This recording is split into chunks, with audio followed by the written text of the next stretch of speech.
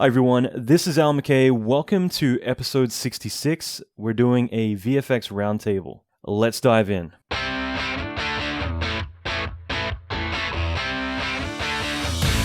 Welcome to the Alan McKay Podcast. Alan is an Emmy Award-winning visual effects artist and mentor to many leading industry experts. Listen in as Alan talks with other industry leaders in film, video games, and visual effects about their experience, lessons, and methodology. Alan will teach you pivotal advice to fast-track your career, better your skills, and reach your ultimate dream job. Check out the latest episodes on alanmckay.com.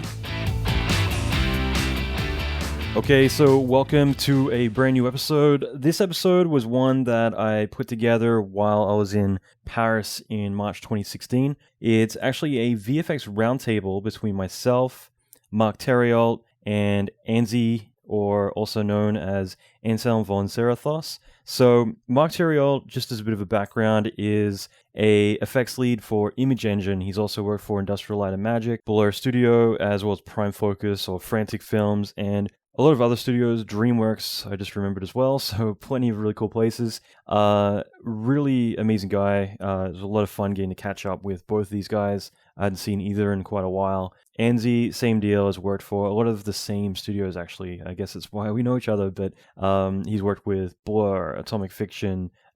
He's worked for Prime Focus as well.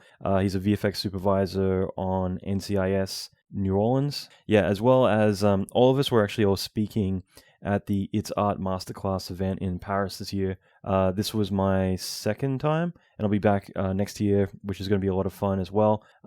So all of us decided it'd be great to have a couple of beers and sit down and just kind of chat about a lot of stuff. And I think the original plan might have been to kind of talk very hands-on about effects and kind of get nerdy about that, but I don't think a lot of that really happened too much. It was actually a lot of fun getting to listen to this episode because it'd been a while and I was like, what the hell did we kind of ramble on about? But I don't know, this to me at least has been like really fun kind of getting to listen to it again, even though obviously I was there. And just kind of talk about some of the discussions we had.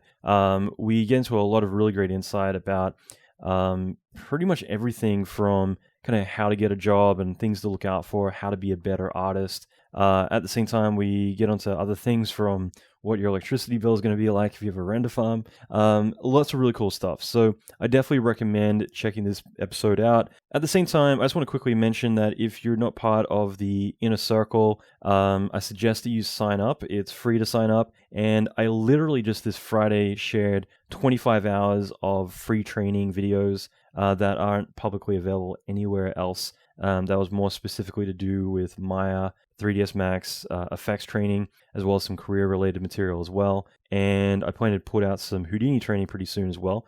Typically, I send out 1 to 2 emails per week related to developing your skills, your career. A lot of great stuff actually goes into these, from tips on negotiating, bidding on feature film projects, going through step-by-step videos on creating visual effects for feature film, game cinematics, you name it. There's lots of great stuff. So pretty much everything I'm sending out is always very content driven. And again, none of this stuff is anything that I publicly have available. Pretty much all of my free time these days I put into putting out content to this list. And why do I do that specifically to my list and not go blogging and do all the stuff that everyone else does? I think for me, it's more about rewarding those who kind of take the initiative, who want to better themselves and better their career. So it's also kind of like our little thing that if you're part of the list, you're going to get access to a lot of stuff that no one else has access to, rather than it being, typically, seeing all this material out on the web and everyone kind of getting into it. So this is in a way my way to reward, like I said, those who are on the list. And because of that, I wanted to mention this because next week I'm going to be putting out another big series of visual effects training. This time is going to be a case study on some feature film stuff. It's going to be pretty awesome, and there's lots of other really cool stuff coming out in the next couple of weeks. So that being said, if you want to be a part of this, you want to get on the inner circle, simply go to alanmckay.com/inside. So that's ALLANMCKAY.com/inside. Now, that's it. On to this week's episode, the Paris VFX Roundtable with Mark Theriault, Anselm Seherr-Thoss, and myself. Let's rock. And it's interesting, too, to just look at it from the perspective of, like, I am still shit, you know? It's like, you go, oh, I have 10 years of experience, and then I remember when I first started at ILM, there's that little chip on your little chip on your shoulder. You're like, I have 10 years of experience, and then I was put onto Warcraft, and my effects soup, he's got like 30. Mm-hmm. And you're like, yes, sir, I will take every word of advice you give me. Exactly. Like, let me absorb everything that you say. And like, the guy could look at a render of yours and tell you what exact settings were wrong. Mm-hmm. Down to like, your turbulence is at 0.06, I expect, right? And you're like, yup. 0.061. Set it to 2. And you're like, wow, I'm a student again, and unfortunately, in some ways, a lot of that understanding and knowledge is trapped in a way. Not really trapped, but like just stored at larger studios. And it's, you only really get to taste that if you go to those. And it's kind of sad. Panels, that's the only access. Yeah, and so these panels things are pretty interesting. And it'd be kind of neat to pull some people out and get like, absolutely, because the other thing too is when you watch the people speak at these things, they're like, oh, my supervisor said this. And you realize, oh, this guy that everyone's thinking is a master has a supervisor that's directing him. And he has an end boss. Yeah, and that supervisor has somebody who he respects, and so on. And then there's like Dennis Murren. Yeah. And so it's kind of, No, it's really critical. That's the thing is like, and that's, for me, I kind of feel like, and I'm not saying it because I run a mentorship, like the more I think about it, the more I kind of feel like education, having someone that you have access to is going to drastically craft who you are. Like I just think it's critical. Like I wish I had that growing up, and I think maybe when I was younger I was more stubborn too. I didn't want to ask people questions, and now I kind of regret all that because like I want to mooch and I also learn. think, I don't know, for me it's been an interesting thing, like going to film school. I also don't know if like the education of visual effects is even worth it in a way. Like I don't, the stuff that like you do is great, but like even from a fundamental university or collegiate standpoint, often the software is outdated. The teacher never actually worked in the industry, and there's just not enough. I've always said that if I was going to be a teacher for visual effects, the first day of class I would have the students come in, draw me a circle, turn it in, and I would crumble it up, throw it away, and say draw it again. And then they'd draw a circle, I'd crumble it up and go, you know what, no, I want a square.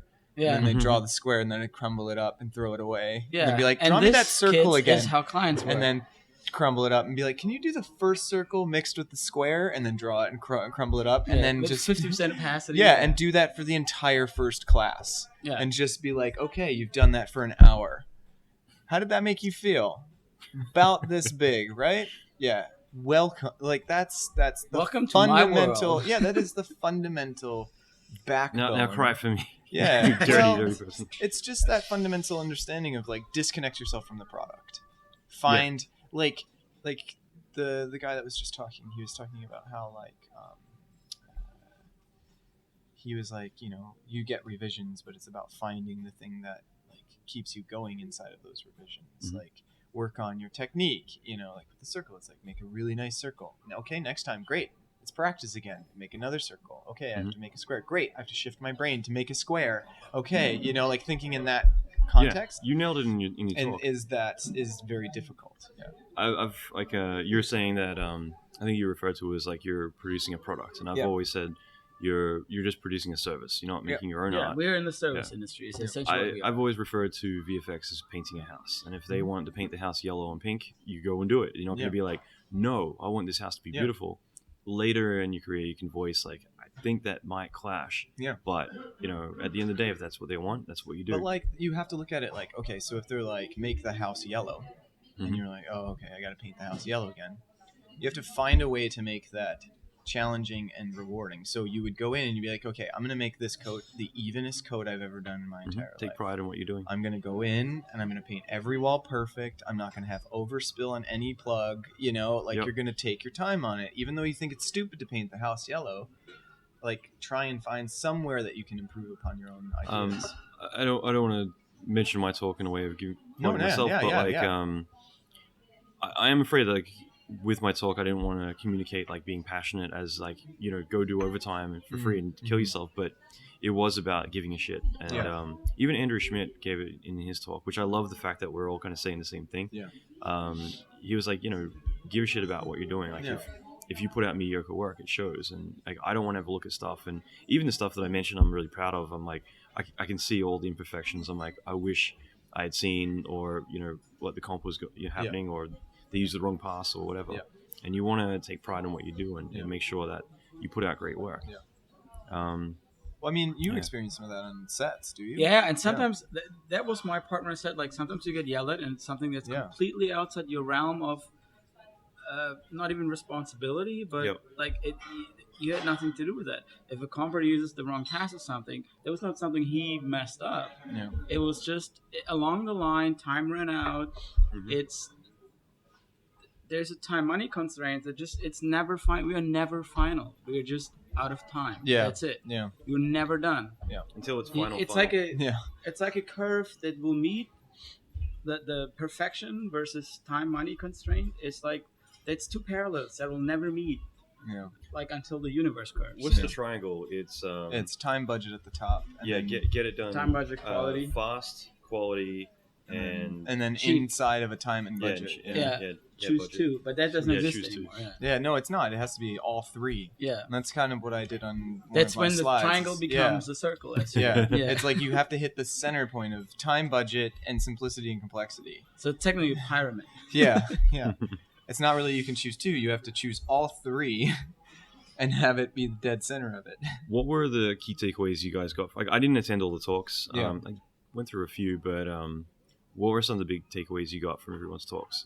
Because I thought both of yours were really great. But I watched RAF, and a lot of people were saying that RAF's was like, oh, it's just a repeat of last year. And I'm like, I watched it last year's, and like to me, I don't know what's different, but like I got a lot more. Like I got lots from his and Andrew's and yours and Ansi's. I think there was a few things. First was like with your talk, it was I really liked the iPhone demo. Mm-hmm. And the reason I liked the iPhone demo is because you put boundaries on yourself.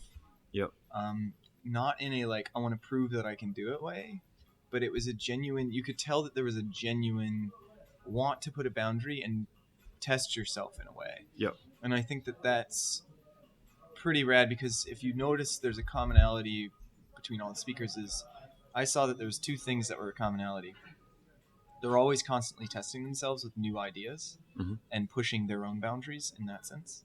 And then the other one that I found was that they all said, like, you have to have a passion outside of the industry. Yeah, absolutely. And I think that was, like, a huge takeaway for me. Mm-hmm. Yeah, and that was also one of the advice when people approached me and, hey, can I show my reel real quick? And it was all, like, the task they had in their film 3D animation school. Mm-hmm. So I get emails a lot from probably Alan or all these three of you from like, hey, can I apply for an internship or do you need animators or something? And they're from the same film school. You can look up the year of that film school and the film school, find the reels on YouTube. It'll be the same reel with slightly different music and the shots are in different order, but it's the same thing. They didn't go outside their, seascape degrees time attitude, you know? And with the iPhone demo that Alan did, is like, we all have smartphones. We shoot 1080p with sound. Okay, it's rolling shutter for tracking, and that's all not good. But yeah, there's no excuse. You could totally make your matte painting, push in a bit, like make this. You have a computer with you faster than all of our threes. Yeah. For probably three workstations. I think for me, seeing that demo was probably one of my favorites just because there's a lot of kids in the audience that look up to you in a lot of ways. Just seeing somebody like that say, hey, look, this is possible. Like, stop. Benefits all of us in a way. Because I have to reel review all the time. I get reels all the time that I have to watch. Yeah. And it's the same stuff over and over. It's the same, like, 5 tests. It's the same ideas. And I would... If somebody showed me what you showed today, I would instantly hire them. Me too. Even if it wasn't polished, even if it wasn't finished, even if it wasn't in this great color space, it'd be like, dude, that's a lot of work. Like, congrats, you're in. And it's just taking it to that next kind of. Like, I should have put in a craft service slide. Like, I used my iPhone to order food. It got delivered to me or whatever. I think you could flesh that idea out. I think you could. I would say what you should do is flesh that idea out. to really be strict about everything that you do and take 1 week. Like, Mhm. give it some time. Like, 2 Yep. days is cool. That, like, you did it in 2 days. Like, I get that that's, you know, proving the point that you can do it quickly. But you're also a mechanic, so you know exactly what to do. So I'm saying, like, over a week, you know, take Yeah. your time, prepare the day, and, like, do a really nice detailed blog post. Right. I think that'd be awesome. Maybe it could be the iPhone challenge. Yeah, something Yeah. like that. Just like, and then bring it to a final. Even like you were saying, like rolling shutter. Like, there's Mhm. tools to take out rolling shutter. There's tools to steady it. You That's know, right. like steady the shot. Really, Yeah. like Yeah. detail work it. You know. There's But- oh, go ahead. Yeah, that's the thing. Like, if you'd get this one thing with a little bit of breakdown for a reel, that's not. He went to film school as all the other kids, but he did that completely outside the Yeah. box. That's the winning ticket. And we recently had a on our TV show, we had someone applying for an internship, Mhm. and everybody had like resumes. We were looking for PAs, you know, like runners. Mhm. His was 3 lines long. My name is XYZ. I know how to copy, and I know when to shut up. Call me. Yeah. It was a blank page with like Done. 3 letters. He got the first fucking call. He Yeah. is hired now. Wow. I know how to can see copy. that. I know when to shut up. Yeah. Which on the set is like, yeah. Get me some salad. What dressing? Okay. Done. Yeah. Mhm. He acknowledged I can take orders. I understand Yeah. when to not be visible, Mhm. and that's it. That's Yeah. that's Mhm. all a PA needs to do. That's like the lowest. That's the bottom Yeah. feeder rank. And it was like, bam, this was the first guy that called. Yeah. Everybody else had like, oh, I went to film school, and here's, oh, by the way, here's a DVD with my reel, and blah blah blah.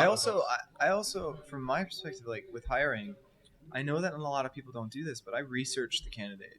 Yeah. Like, I'll find your Instagram. I'll look at your photography. I'll look at your sketchbook. Like, I'll look you up. Yeah. Because one of the things that I look for too is, I've had this with a candidate where they'll give a reel and it's okay. It Mhm. like fundamentally they know the technical, and then I'll look them up and I'll find that they have like an amazing photography background. Yep. And I'm like, dude, that's just as important to tell me and show me as your technical stuff. Like, yeah, you understand that- lenses you and understand what, yeah. composition, lenses, lighting. Like, that's just as key as your technical ability.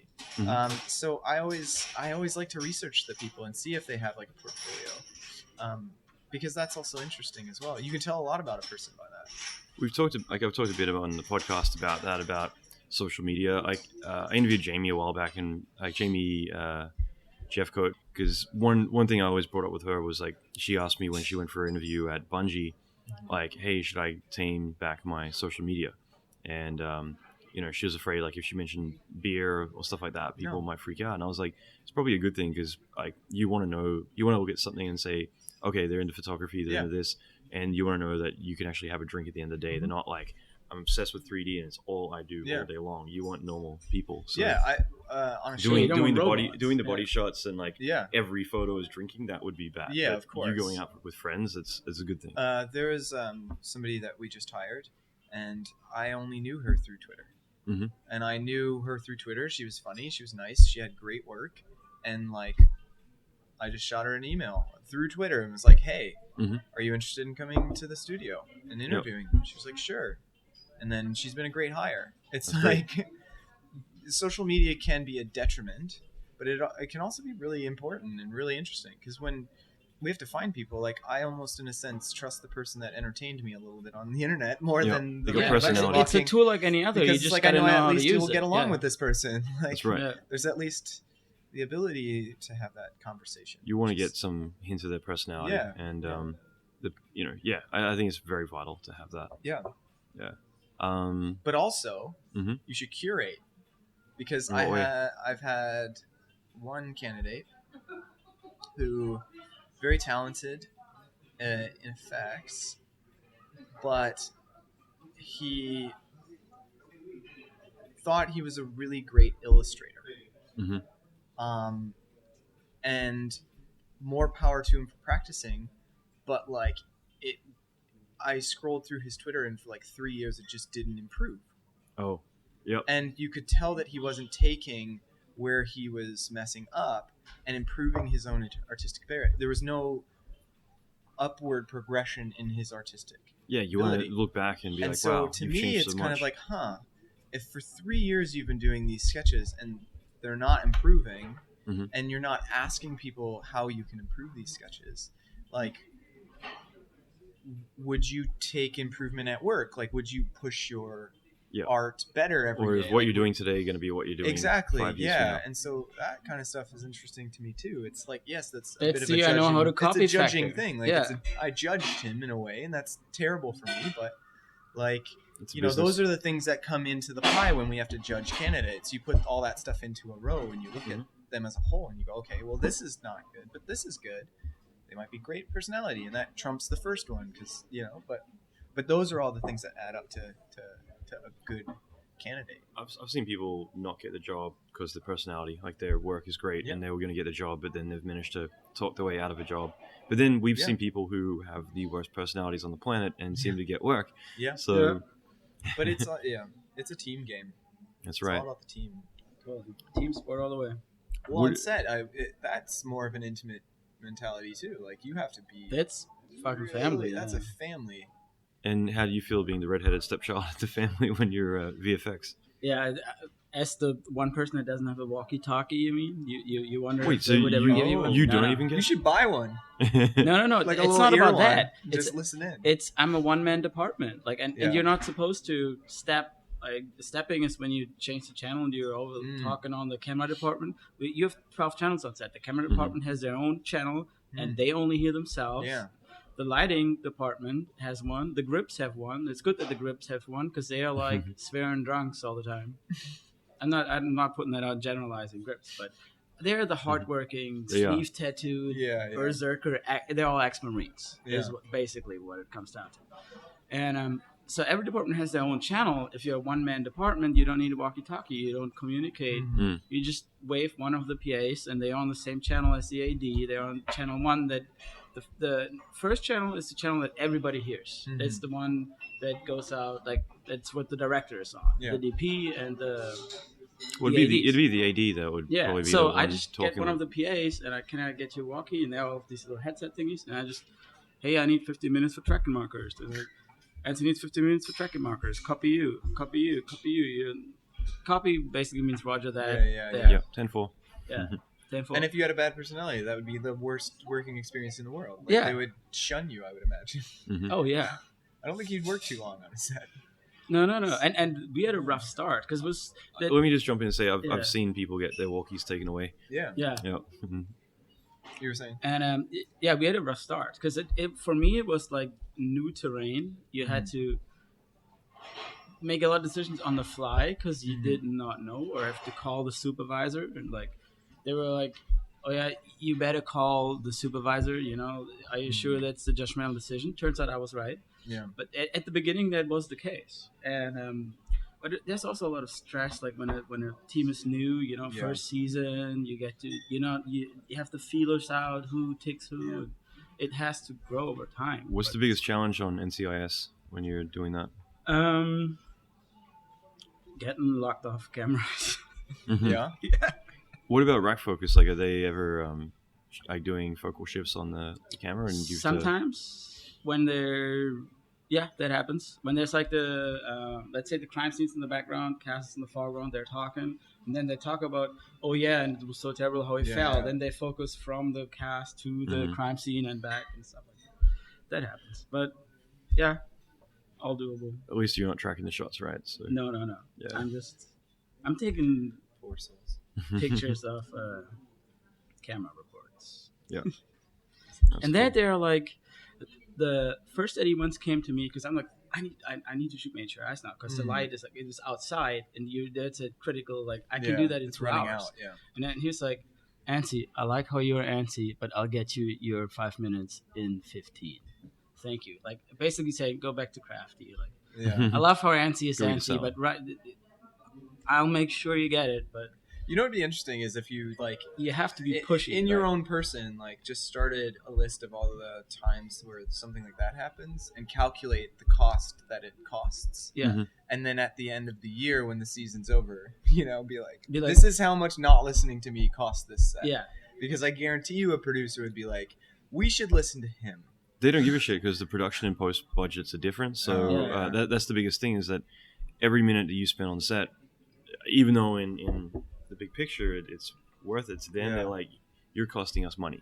and like we don't give a shit about your budget, and you're basically affecting ours, which is it is bullshit, but it happens. I've worked on both productions where you are post and ones where we've hired the film crew, and it's so different when you're the one who's hired the film crew because you get to do whatever the fuck you want. Right. And it's just like you go over here, let's get this shit done. We did calculations on Superman Returns. Bryan Singer was such a party boy that he we worked it out to be like $150,000 for every hour of VFX that he wasn't there.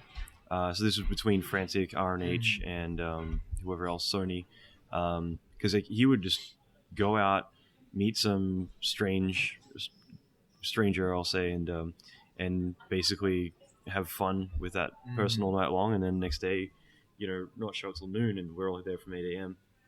And we're just like, wow, we're losing literally like hundreds of thousands of dollars when he's just too hungover to show up on set. So I don't know, like, you guys, is your first time coming to speak at this thing, like, I don't know, what's the outtakes from it? Like, what do you think worked really well? Like, what did you learn? I'm not talking about just the talks, I'm talking about the whole personal thing. level, I was just really happy that people connected with my speech. I think I was a little bit, like, I was super nervous. I was really, really nervous. Do you guys get nervous going on stage? No. So I've always been okay with public speaking in general. I've done it a lot. Like when I was in high school and stuff, I did it. I was more nervous about that. This was the first time that like money was involved with my personal speaking. Like I'm not getting paid to be here, but like people are paying to hear me. Right. And to me, it like I want them to get something from it. Like it's always the worst when you go to the store and you buy something and it breaks 2 hours later and you're like, well, that was a waste of money. And then you feel bad about it. And then you hate the product. And then you hate the company that made the product, right? And so you don't want buyer's remorse. I just was nervous that like I'd come in, give my presentation, and people would be like, well, that was a waste of my time. Like, thanks for wasting my money. So that was where my nervousness was, and it was just this like I felt responsible of giving people a good time in a sense, and so that's where I kind of like got in my own head a bit. Yeah, but what was great about your talk was that you took away all this glorifying VFX and you took off the pink glasses. Or like there was They Live. No, it's not They Live. Yeah, the rose-colored glasses. Yeah. You were the Roddy Piper of the show. I think for me, it's just like I brought up. Like I now have to which is amazing. review That is reels. so I think they're remaking important. that, by the way. I just gotta add that in. Like, I have to review reels now, and I have to lead a team. And when I lead teams, I see the same things happen over and over and over. And I when I first started leading, I remember getting frustrated with the artist. I was always like, man, why are they doing that way? Like, why is he overcomplicating setups? And I started to realize, like, oh, I've done that. I've been a big idiot before. I've ran down the rabbit hole and wasted time and money on on studios. We've all, like, the topic of that one was like, we've all been there, right? Yeah, you can't walk in and expect like flawless delivery of everything. I kind of wanted to frame everything around myself and how I've either been in one of those quadrants and kind of come out of one of those quadrants, and how you can tell when you're in one of those quadrants, because being able to be self-aware of that is really hard. Yeah. Because you get into your head. You're like, I want to keep going on this shot. I want to keep making it the best thing ever. And it's also, especially when you're new and like upcoming, you you want to do your best, and you like, they're like what you said, like when you hold it back for too long because you want to like make it perfect, but it was completely the wrong direction. Yeah. Actually, I want to jump in. I'm gonna be selfish here because I don't want to forget this. It was two things. First of all, I think the biggest thing that comes from experience I've been finding recently is being able to anticipate problems ahead of time of other people. Yeah. So if you can tell them, look, 2 days from now, this is going to go wrong. And, I agree. Even stuff like overcomplicating setups to the point where I'm like, look, 3 days from now, I don't care if that, because like I've had artists that we all know work for me, and they've sent me like long messages describing these stuff, never showing me, which is exactly what you were talking about, hogging the stuff. And I get every day a new email telling me about how it's going to look rather than letting me know. And I've got to be like, look, here's what's going to happen is like you're going to get this done, and I'm going to not have seen it, so I'm going to comment on something simple like the gravity is wrong. It's going to be a 3-day turnaround, whereas right now I don't care if it looks bad. We can make it look good. Yeah. But if we don't get the fundamentals right, we're screwed. The main thing I just wanted to mention, because I wanted to be selfish and jump in with before I forgot, was I think one of you guys might have talked about this. I think someone did, and that was it was you. It was about throwing away your work. Yeah. And one thing I loved about to reboot. Yes, and that is I was really like fuck yeah, about that.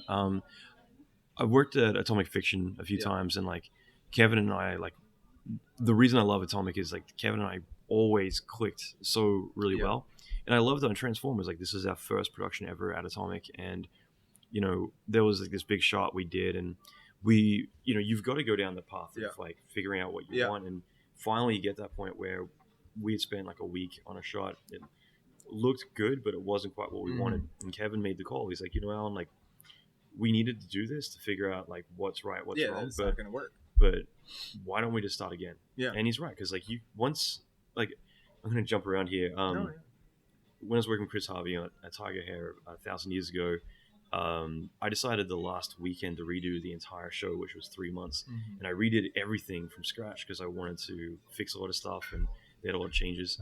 And then they told me, like, Alan, if you did that in like 4 days or whatever, what have you been doing the last 3 months? It wasn't, wow, you've totally fucking delivered the show. It was like, you know, it was this stupid way of measuring everything. But the thing is that like once you've figured it all out, you can you needed the experience of the 3 months to be able to do it. You know the settings, you know the decisions. You're It's like it's not like they build cars and just go, well, it rolls. Let's just put it out to roll. There's this urban myth or urban legend of this designer that like draws a logo in 5 minutes and charges $100,000, and the company asked him, why do you charge $100,000? It took you 10 minutes. And he's like, it took me 20 years to learn it, to do it in 10 minutes. That's right.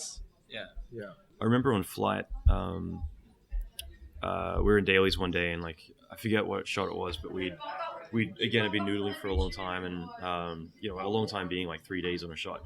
And Kevin was like, hey, remember in Transformers, blah blah blah blah, and he's like, you know, why don't we do that? Like, you know what you've done now, so like why don't you just like redo it, and you'll knock it out in half a day. And I love the fact that you understand that. It's not I'm not going to get upset like, oh, you want me to restart. It's like, you fucking right, like I've made it so complicated now. I can take all this, I can redo it in half a day, and it's going to be clean, it's going to work, and it's going to be better. And it'll probably be better than what it was before, right? Exactly. So it's like, you're actually making a better product. It's like those old, when you watch those old TV shows, and it's the writer at the typewriter, and he's like typing the page, and he's like, no, and he takes the page out, and he crumbles it up, throws it in the thing, and he starts over again. That's right. It's like, he doesn't just keep going on the story going, I'll get back to it, I bet it'll fucking work on chapter 6. Like, he doesn't do that, right? Like, it's like, no, this isn't working, crumble, start over. And I think that's like, it's key to know that stuff and to be able to be like, okay, I'm messing up, this isn't working, swallow my pride, start over. If anything, it's just a cleaner setup. Like it's kind of like reorganizing your room or something. Like now that you've got the vision in your head, you know, you can just put things together. And I guarantee you'll get back to the same spot that you were in 90% faster. It's like, you could take 3 weeks to build out a setup, delete the entire setup, start from scratch, and you could probably be done in an afternoon. You talked about that in your talk about like not taking your work to other studios, but because you've done it so many times, you just know what do to it. Yeah. It's not like you need to experiment. No, I don't need to bring a scene to another studio. I've done it so many damn times that I can do it in my sleep. My talk, the destruction. The reason I did the thing in like an hour or something for the destruction part is because you've done it enough. You've got your way of doing it. So like the hardest part for me was tracking or modeling or whatever. Whatever the manual shit. Like the effects part was like, all right, that stuff we don't do every day. Usually we get... Well, it's manual work. It's actually, you've got to do it. Doing effects, it's like put in particle systems, set it these settings. But it's usually we get assets. Like that's the part that took the longest because we are not usually the tracking guys or the match move modeling guys. We have the luxury of getting assets. But to know how to improve all those other departments is still key for effects. Yeah. And half the time I have to model low poly versions of stuff because it's like that you get like a better match. My whole vision is like it's a curve. I wanted to bring this up in the talk, but I got 15 minutes cut off. But I kind of feel like the best way to start is to be a generalist, and then Yeah. you go niche. Yeah. But then I feel like once you go niche for a long time, and we were talking about this earlier, like for me now, I want to go generalist again. I want to start to go broad, and because suddenly when you're learning all these other areas, you're able to go like, all right, like now I get to see what other people are doing and understand all of this, and it makes you a stronger artist even if you don't specialize in it. It's tough though because I feel like I find the industry is shifting a little bit. Like, so you have the industry in the era, in a sense, of our mentors, right? So the people that are VFX supervisors now, they kind of, basically VFX supervisors, like they grew up in a time and were in the industry where you could do 5 shows as an effects artist, and then you'd be a CG soup instantly, and then 2 shows after that you'd be a VFX soup. Whereas now it's like you can go 15 years like as an effects artist and understand the pipeline intimately, but because you only know effects, well, you can't direct a compositing department. And it's like, but I composite every day. I understand the fundamentals of compositing probably just as well or better than some senior compositors. But there's that niche now. It's starting like drawers. You're definitely. It's a lot difficult to navigate now than it probably was in 10. I think it's the scale of the studio though. Like if you go to a small studio, like that's one thing I always joke about is like you meet people and they're the president of their company or whatever, and it's like, you're president of your own thing, or they're the VFX soup at a 3-person studio, which all of you have given yourself these fun fake names. But that doesn't mean you can go to Weta and be VFX soup. It means that you've got your little playground and you're established there, but not in the bigger world. So I think smaller studios, you can scale up quickly, but it doesn't necessarily mean that you could ever go anywhere else and be what you're titling yourself there. It's an interesting industry now. I mean, it's still new to me in a sense. It's still new. All 3 of us came through an interesting time, massive growth. So when I'm curious, like when did you guys start out? Because I've known you guys forever, but like you started pretty late, 2004-ish, max 7. I was in commercials in like 05. So I started in commercials about 2005. And you went to filmmaking school, right? I went to film school. So I film school, filmmaking school. So I went to film school. So I had 4 years previous to that of like film experience, like on set stuff, and, that kind of thing. Do you these days manage to apply a lot of what you learn in school? I mean, the biggest takeaway I've had from film school, and I think you'll agree with this, is the understanding of lenses. Like I've found so much use out of the understanding of lenses as an effect. If you know how a real camera works, virtual camera work is easier. It's not even that. It's just it's that, but like it's also things like you'll get a shot, and they'll go, "Oh, we want something to shoot towards camera," and then you're like, "Well, you're shooting with a 300mm lens. Like shooting towards camera while it stays in frame, like it's not going to go very far. That's going to be out of frame. Like I can't do that because fundamentally it wouldn't work. If you want me to shoot it in camera, it's going to stay there and be basically a point on the screen. It's impossible what you're asking. So understanding the limitations of lenses and even apertures and things like that, for like spark compositing or fire compositing in day or night, right? It's completely different apertures. It'll be completely blown. It'll be white blown out. It's like my pet peeve when the best example is Captain America 2. I don't know who comped the sequence on the bridge, but it's stupid, but like every spark on there is glowing in the midday. And it's just like, dude, that is brighter than the sun. And then in the opposite, you have like night house burning down, and night barn burns down, and like that. I had that task force, and everyone's like, "Where's the DJ on the fucking fire?" I'm like, dude, it's a burning fire. The whole barn is burning. It's at night, and I don't know what ISO you shot this in, but I'm replicating that right now. Guess I didn't have any camera data. It was like, it would be. It's just blown out. There's nothing. You wouldn't see anything. Everything else would be underexposed. Because you'd be exposing for the fire. It's just. If you want detail on the fire, then make sure that the house is not visible because it would be black and fire. So it's I find that's probably the biggest thing. That it's just lensing. It's just understanding how shooting film or digital works, like fundamentally understanding cameras. Well, I know that you're not a Max guy these days, but I guess Yeah. that was like a big thing that even 3D Studio DOS, the cameras were never physical, like they were not proper, and that was at least a great thing I noticed with, like, let's say V-Ray coming out, and now Max is a physical camera, but just, you know, motion blur, depth of field, everything actually being how it should be rather than it being like a setting, which is why I like it's getting noisy in here, that's why I never have like centimeters or stuff like that in my settings, because like a 5 centimeter turbulent strength is not really gonna make more sense. You know, it's like this stuff is completely redundant. Yeah. You know, but yeah, I don't know. Like, what about you? Like, how did you get into effects or 3D? I was in college for just regular graphic design, and in the last year of college, I found one of the 3D studios. We'll go to dinner in a little bit. Town. Yeah. And I had no 3D background whatsoever. I saw Max the first time of my internship.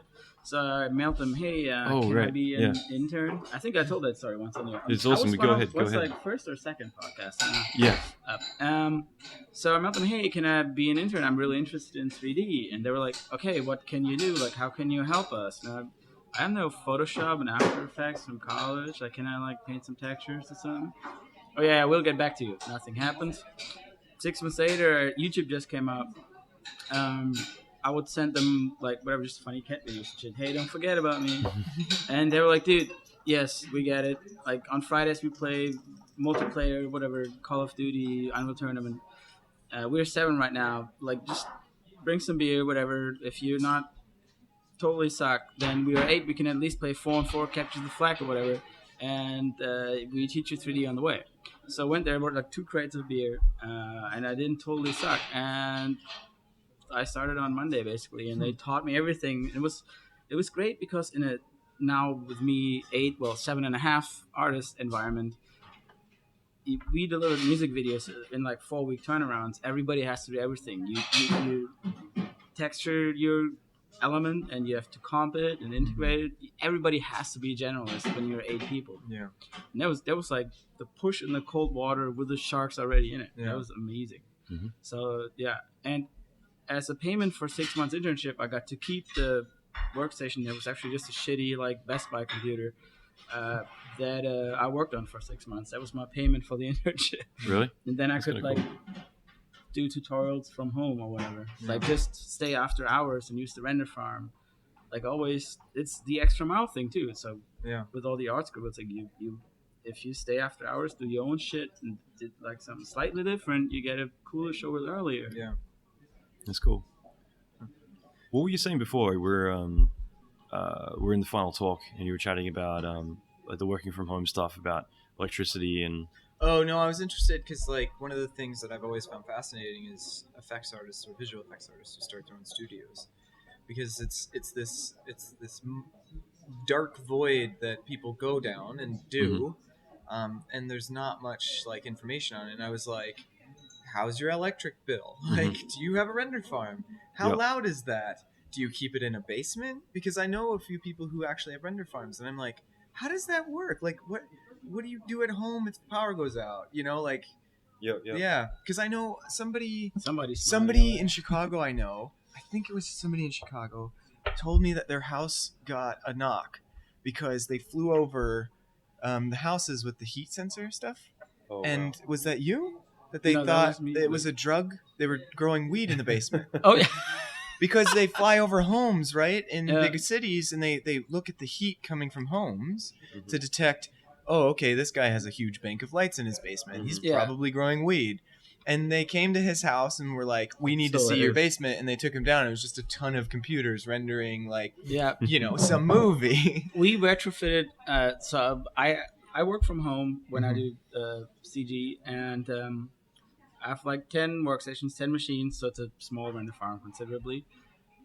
We retrofit that room that is my home office and the area that is the laundry room, because three slaves are actually in the laundry room for space reasons.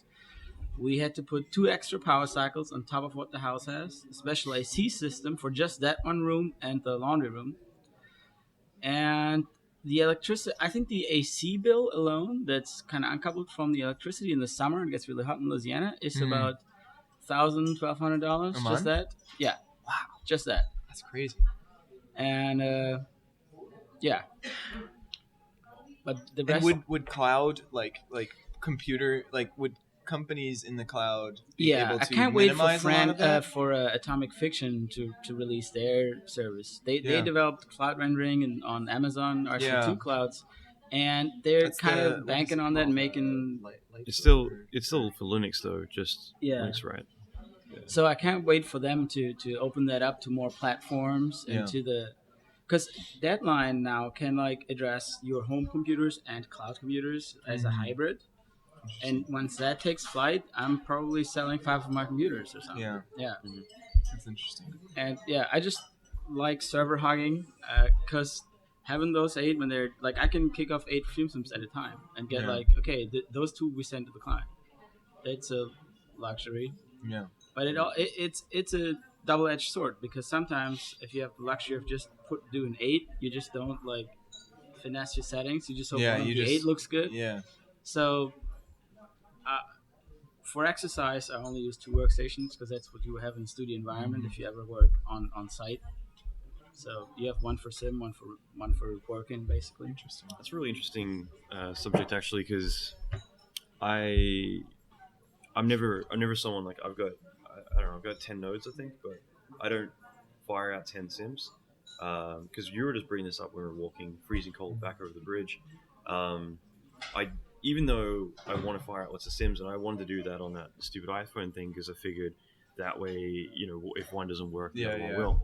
But even though I might have like several machines and everything, I was thinking about network bandwidth, and I'm like, if I've got several machines and these caches are huge, that's going to be bogging down going back and forth. Yeah. And like I remember rewiring my entire network we did like a Metallica thing, and I also did the original logo for Warcraft Oh, fun. when they announced it at Comic-Con. Yeah. So I had these 2 things going on, and at the time I just had everything on one hub, and like I could barely even navigate the network on my computer because everything got so slow. So suddenly it's like, okay, Fume plugs into this, and that way caches are all being written. Yeah. Around So it. my machines have 2 terabyte drives in them, and the OS is on solid state. That's just like 100. So you would 20 you would gigabit. sim I sim locally, and local. then okay. And out of the 8, 6 are shit. Delete the cache immediately. The 2 that are good, copy to network. Mhm.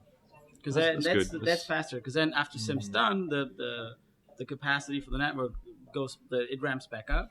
You copy one at a time. But yeah, I know 6 will gonna be shit, 2 will work, and you delete them immediately. They never made any network. It's almost like it's what's interesting is there's a lot of artists in general, I would say, in visual effects who, and we were talking about this a little bit earlier, is like family and like having the ability to build one of those studios in their home requires a technical understanding that not many people have. Yeah. Right. And so there's almost a need for like either a consulting like company that you just call and go, hey, I want to be able to do this. They can come in and spec stuff out. Or some sort of like cloud computing system that's like, hey, all you need is Teradici's. We have the computers. That's right. In a back room. Or be like me, I invested a shitload of money in Teradici's, and I've yet to actually get it all working. Yeah. Yeah. Yeah. It's just it's this interesting area of visual effects, because I've always said that visual effects is a lot like the clothing industry. Like it's just going to go to wherever can manufacture it the cheapest in a way. Yeah. And if that can be like in my house and in a closet, more power to I've it. pretty much worked from home for over 10 years now, and like I live in LA because I like LA. I don't need to live in LA. Yeah. And like I was gonna say, one thing I did a few years ago is I sent out like a shopping list of all the computer specs I bought and how much it cost and everything, so people, if they wanted to, they can go and buy the same stuff. And I wanted to update that soon because recently I started a few Facebook threads, and it's just freaking awesome having like all these people from everywhere who were like gods of what they do all commenting, and like I'll get like 250 comments on one subject, like what computer hardware should I get, or what's the best tracking software or whatever, and all the pros are going on there. And suddenly like that alone, I want to just go and like write up something on it just because it's so valuable. One thing I'm releasing later in the year, I just decided this the other day, I've been wanting to do 2 things I've been wanting to do because I think it'd be so valuable, is how to launch your own studio, going through the financials and more about how to run a business really. The other thing was how to work from home, the thing is, I feel like everyone wants to work from home, and also how to launch your own studio. I feel like only a certain amount of people Can do that. Yeah, can do it, and also I think a lot of people are really afraid. Like Yeah. I polled something like 60,000 people on my list about whether they would want to start their own business, and a lot of people do, but at the same time, I think a lot of people have that imposter syndrome of being afraid to do it. What I decided recently I want to do end of the year is I want to put together basically a step-by-step course on how to launch your own studio at home. In other words, it's the same thing really, but learning how to bid, learning how to like even get clients, even watching a movie and then finding out who worked on it, and how to find the key people, how to go through the whole thing. Speccing out hardware. You're right. Like talking about electricity is what sparked my ears, because even studios, like I was joking with the side effects guys about this the other day. The amount of studios I've seen, they ramp up, and this is why Atomic did such a great job. They ramp up, they get like 300 more shots, and they're like more licenses, more computers, more people. They don't think about electricity, and they end up having to rent this big diesel generator sitting in the front yard going 24 hours a day. Like Sony did it. Their AC dropped out, and because they pretty much pay for Culver City, they had the Culver City Fire Department like just 24 hours a day just feeding the cool water. into the air conditioning. Is freaking hilarious. But most people just don't think of those things that are going to cripple them, and that's why I like cloud rendering, because on Flight we ramped up from like 40 shots or something to 380, I think it was. I could be wrong on the numbers, but we did that without really getting any more artists, any more equipment or anything. We just had more cycles being used on the farm. We'll wrap things up in a minute, but I don't know, like, is there anything else that like you guys can think of you want to cover in the small 10 seconds that we've had to jump into it all? No, there was the question of how did you start? And I wanted to do mine because I wanted to say one quick thing that I think is valid, and a lot of the students I still see do this. When I went to school, so I went to film school, but I had a major in computer animation. So animation. So it was like you do traditional animation in animation. And when I was in classes, they would go around the class and they would ask everyone, like, where do you want to go to school? Or where do you want to work? And it would be like Disney, Dreamworks, Pixar, Blur, and like all these massive studios. And I when it would get to me, I would be like, I just want a job, right? And in the same way, like Ansi, in school, all the kids were like building their portfolios to send to Dreamworks. And I was like, what about places in Chicago? Like, what about tiny little computers? Digital Kitchen. Yeah, or like so. I ended up sending out like 50 emails with a BCC to every studio in Chicago, exactly like you, saying, "Can I have a job?" Yeah. And one studio wrote me back, which was Optimus in Chicago, and they were like, "Sure, you can intern." And I was interning, and everyone else was like trying to be rejected this thing that they can't be, right? Yeah. And it just kind of went from there. It like snowballed from there, right? And it's like, then you look 6 years later and I'm at Dreamworks. Yeah. And it's like the people who were like, I want to work at Dreamworks are like not there. Never went there, yeah. And it's like... And at small shops, you can build a good portfolio faster. Yeah. Because they do music videos that are okay, but it's your first job. Yeah. With a 6-week turnaround. And then they do a commercial for whatever, a dish detergent. Yeah. With a 4-week turnaround. A year later, you have a show reel that actually is better than good. from your film school. It's not. It's decent. Yeah. It's from your internship. Yeah. You have your first reel, and that was the thing with me. After the first year, I had something I just put on YouTube, and the phone rang sometime like, "Hey, do you want to work in Stuttgart? Do you want to work in wherever?" Yeah. And you also learn a lot about different areas. You gotta be humble. Too. You don't small go out studios there are way more intimate anyway. Yeah. I think it's kind of better to start at a small place. Yeah, what you learn when everybody has to do everything, and you can with 7 people, you just go over to the other desk and like, hey, dude, how does this flex modifier work? Whatever.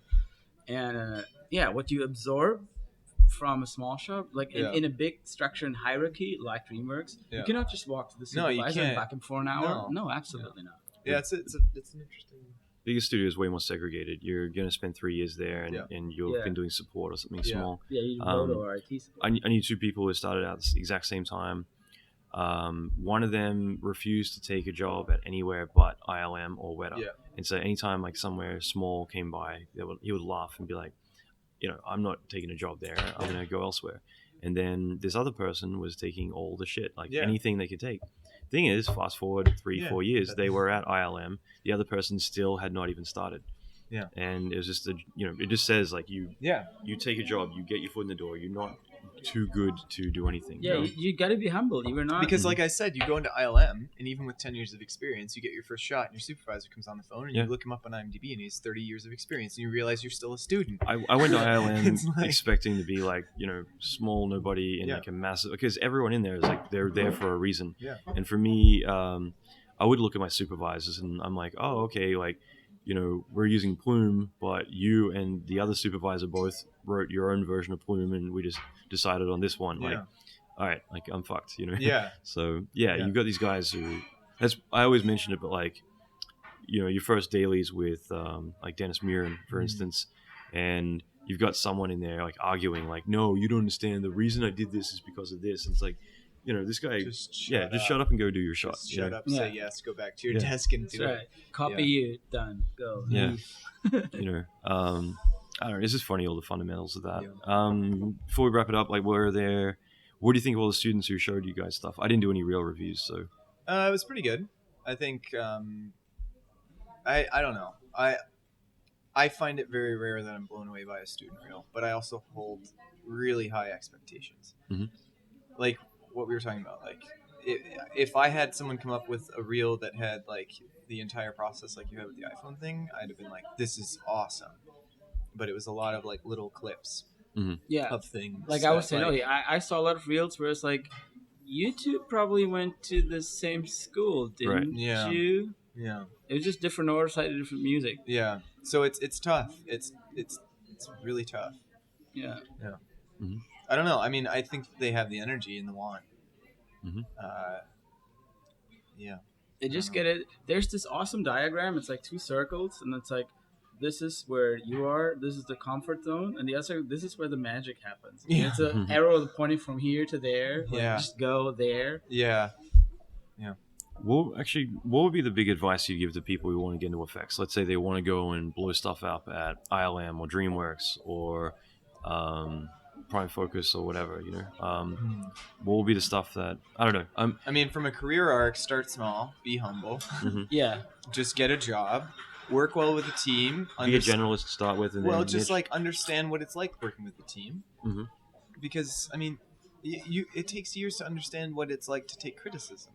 Right, that purely that you can't learn at school. Yeah, and like learn from your mentors, like do Alan's course. Yeah, but then take it out of context. Yeah, show that you just did not just do the tutorial. Yeah, take it further. Well, like there give was, it your personal touch. It's like about on some of the reels, it was like from your course, like and I said to the guy, I was like, cool, you have the disintegrating guy. I was like, does he have to be on fire? Mm-hmm. Could he be breaking and having blue magic coming out from his insides? Could he be black with like an interesting magical effect? Could it be sparkles? Could he be a fairy, that's like poofing and then something comes out of his inside? Like, it doesn't have to be what it is. And some people have, and I've really condoned them. Yeah. Like, I'll just jump in and say, like, there's one guy, every single shot, he's gone and done the entire shot. And that's whether it's what I want to see from everyone. everyone. You don't want 100 people who've got the same effect. You want people who, like, you take the concept and you take it further. Yeah. And I really encourage that for everyone.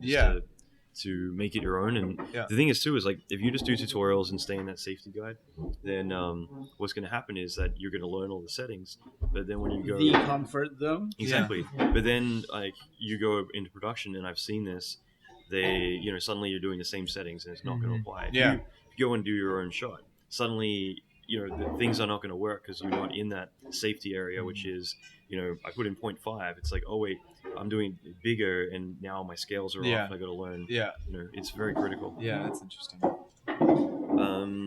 All right. Well, I just realized I haven't eaten today. And I was like, I had a beer, and I'm like, why am I feeling lightheaded? Yeah, the scotch is going down nicely. So this is our final drinks tonight, I guess. then at least I'm going to go back and you guys go back soon. Yeah. Cool. Anything you want to add, Chris? Cool. Guys? No, All I'm right. good. Well, let's do All another right. one soon. Thanks for having me. Thanks for having me. Okay, thanks for listening. Now, just to wrap things up, if you want to be part of the Inside Circle, like I said, it's free. Go to www.alanmckay.com/inside. And I have some really awesome videos as well as other free content all coming out in the next couple of weeks, starting with this week. So now is the time to act. And that is all for now. So lots of cool episodes coming up. I've got some really cool stuff. I'm going to leave it as a surprise for now, but next Tuesday I'll be back with another episode. And also for those of you who are in Los Angeles right now, I'm going to be sending out an email in regards to the industry drinks, which I'll be starting to do again pretty soon as well. So bit by bit, I'm kind of flicking the switches on all the things that I had been doing up until a couple months ago where I needed to take a small hiatus, and all of that's going to be back in full swing. So I'm really excited about that. Again, if you want to be part of that, I'd say just go to the Inside Circle list for now, because I'm probably going to send out an email about that, and from there you can sign up and be a part of it if you're exclusively in Los Angeles. And for me, it's just kind of fun having a bit of like a network event where we can all get together. I've seen so many people get work from these as well as generate a lot of business, just because a lot of people from all the big game studios, all the big film studios all show up and get drunk. And yeah, it's a lot of fun. And the reason I want to start this drinks event this month is because coincidentally there's a lot of people who have come from the FXTD mentorship who've all landed jobs like all at the same time, and they're all moving to LA. So I was like, all right, well, this is the time to start, because I think there's like 8 of us all going to be here at the same time. So good excuse. Not that I need much of an excuse to have drinks. Okay, so I'll wrap things up here. Thanks for listening. And again, just in regards to LA drinks and all that stuff, if you just go to alanmckay.com/inside. All right. One last thing I'll mention, if you want to check out the podcast episode with Ansi, I actually did one. I didn't give it a number, like an episode number. Like it's actually just called Ansi. I'll leave the link in the show notes. And the reason for that was I actually recorded the interview, part of something else, but decided to include that on the podcast when we first launched, just because it was a cool interview and a lot of fun. And I wouldn't mind doing another one with him just to kind of catch up on what he's been up to. Same deal with Mark. I think it'd be fun to do a one-on-one episode as well. So let me know if that's something that you'd like to see. I can definitely go and harass them and get that going. Okay, so thanks for listening. I'll be back next week.